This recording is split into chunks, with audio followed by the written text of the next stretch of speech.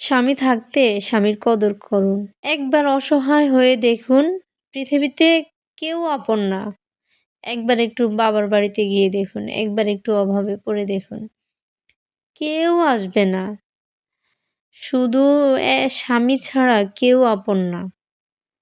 একটু বাবার বাড়িতে গিয়ে কয়েকদিন থেকে দেখেন কতটা অসহায় লাগে। হ্যাঁ, মা-বাবা ছাড়া আপন কেউ না, কিন্তু মা-বাবা কতটুকু করবে?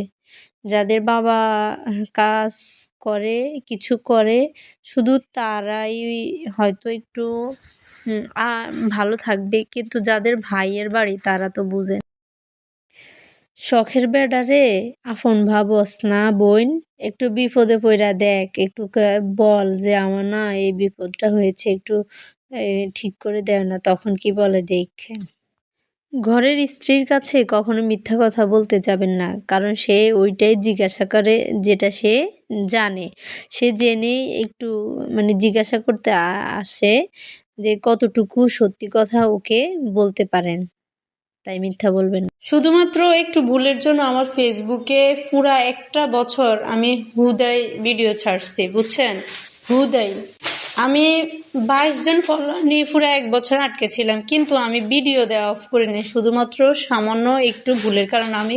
সেই ভুলটা হচ্ছে কি জানেন? আমি ফেসবুকে নিয়ম করে পোস্ট করি নাই। যখন মোবাইল হাতে আনিছি তখনই পোস্ট করে ফেলছি, কিন্তু নির্দিষ্ট সময় দেখি নাই।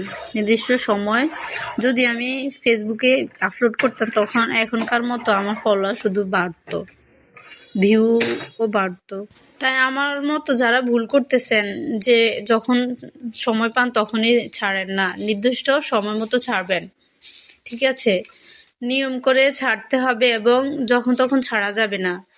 যখন সময় তখন ছাড়তে হবে, কিন্তু যখন অসময় আমি মোবাইলটা হাতে নিলেই আমি ভিডিওটা আপলোড করে ফেলতাম যখন তখন। কিন্তু আমি অনেক ভিডিও ছাড়ছি, 1000-এর উপরে ছাড়ছি।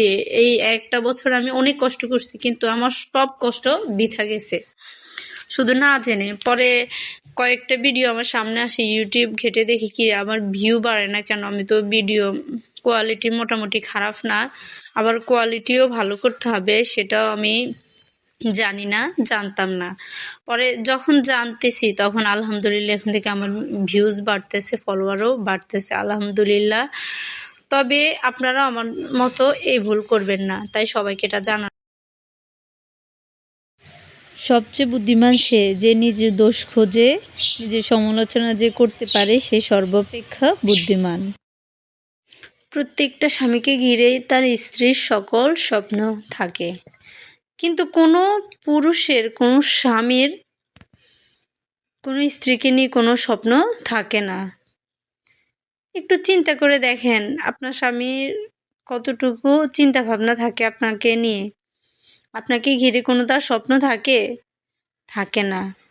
একটু ভেবে দেখেন। আমার চিন্তা ভাবনা যা আসে,